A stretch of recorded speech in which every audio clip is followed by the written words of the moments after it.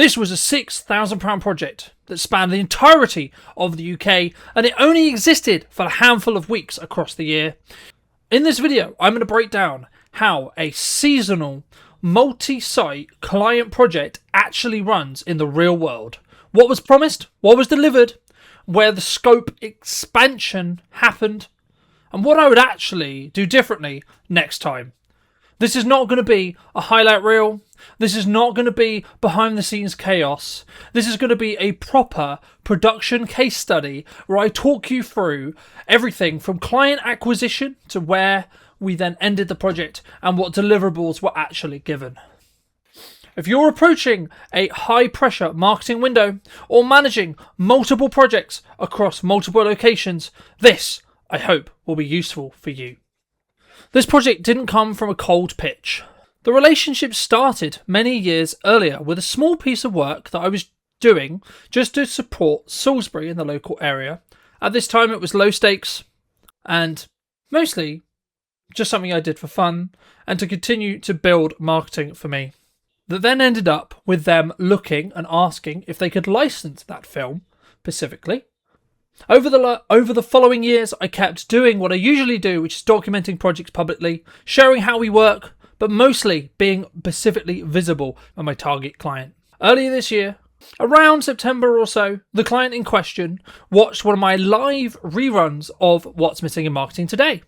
This sparked a conversation or a confirmation that I was the right supplier for them. The conversation turned into this project specifically. The direction wasn't really driven by the need for, quote, more content. It was driven by a timing concern. The client specifically operates in a seasonal window. The installs that make up a lot of his income every year are only installed across a short period of time and then they're gone. Before this project, there was almost no professional documentation of the work in Pacific, just the occasional bit of phone footage that he'd been posting online and had actually worked really, really well for him because it ended up securing a good percentage of this year's tenders. The risk wasn't really missing out on views or likes. The risk was losing future sales leverage. Without high quality documentation, there's nothing to show future clients, nothing to reuse for next year, or no proof of scale once the season ends. That is the real cost of not doing this properly. This wasn't a case of turning up and filming just what happened. From the start, I was starting to think specifically about what would create the most leverage for him as an objective. When you do any marketing, you want to make sure that you're going to create some value for your client. And of course, this is subjective.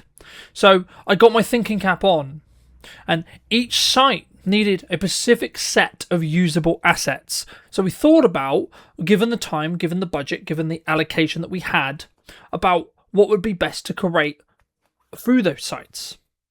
Each site needed to produce multiple usable assets. Each moment needed to work across multiple platforms. And of course, the content had to be reusable throughout the season, but also for then utilising as sales tools when it comes to New Year. Planning wasn't just about shots, it was also about controlled outcomes for that client in Pacific. The question was always, what content is going to help sell more in 6 months' time? The original scope was clear.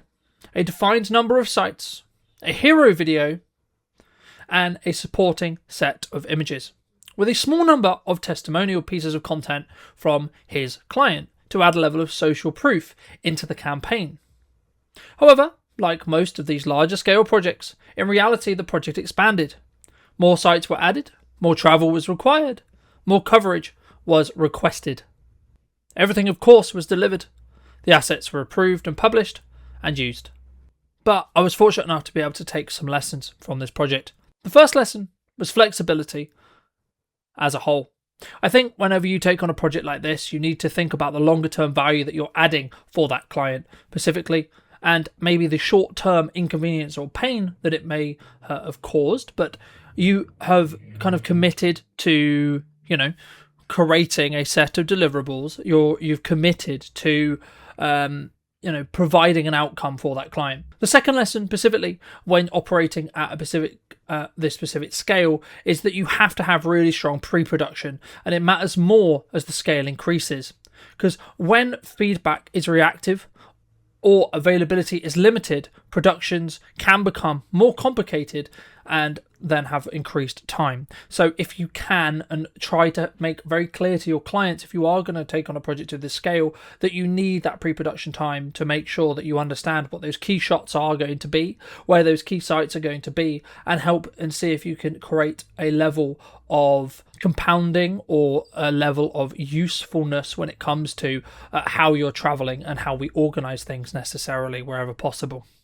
For me, I think it's about understanding that, number one, you should do what you say, and you should always try and add value where possible, even if that means maybe going slightly beyond scope, and trust that will be paid back in the future perhaps. But also understand that it's down to you. If you do want to keep the scope and you need to keep the scope for XYZ reason, it's down to you to set those boundaries and say, look, I've done XYZ, and I think for me, having more time and investment in the pre-production, and also it only comes in hindsight, it only comes in experience, of course. I think for me, that's going to be the thing that I really take away from this project specifically, is that actually sometimes, even if this project maybe is incredible or really, really useful or a great marketing opportunity for you, keep that in mind when you do take on something of this scope, but also understand that it's a marathon, not necessarily a sprint.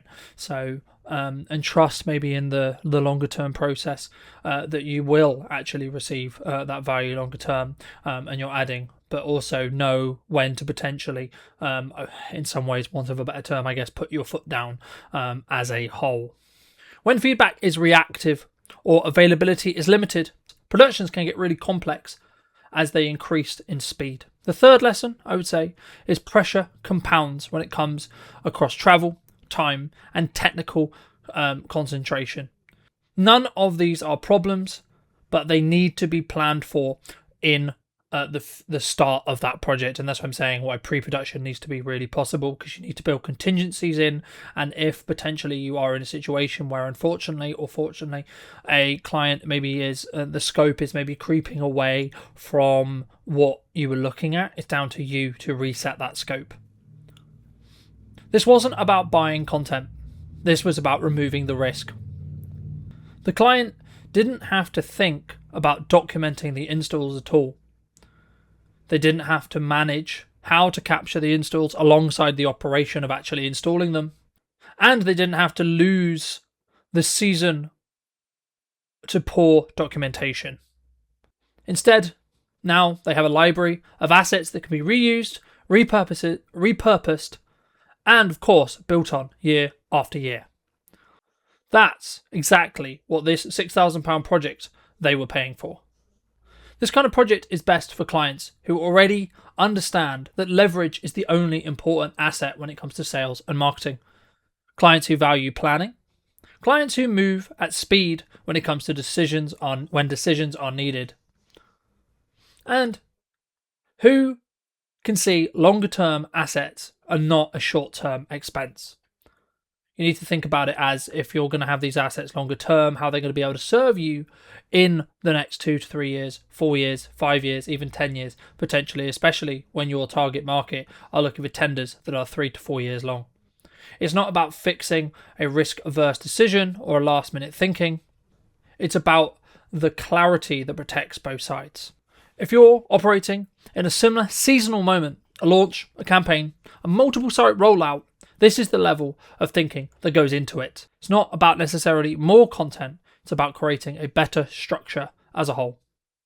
Thank you so much for watching. If you did enjoy this case study specifically, then make sure to click this video. YouTube believes that you'll enjoy it. There's also some full BTS on the YouTube channel. So thank you ever so much for watching. If you did enjoy this video and would like to see more like it, then make sure to be subscribed by clicking this button just here, and I'll see you very, very soon.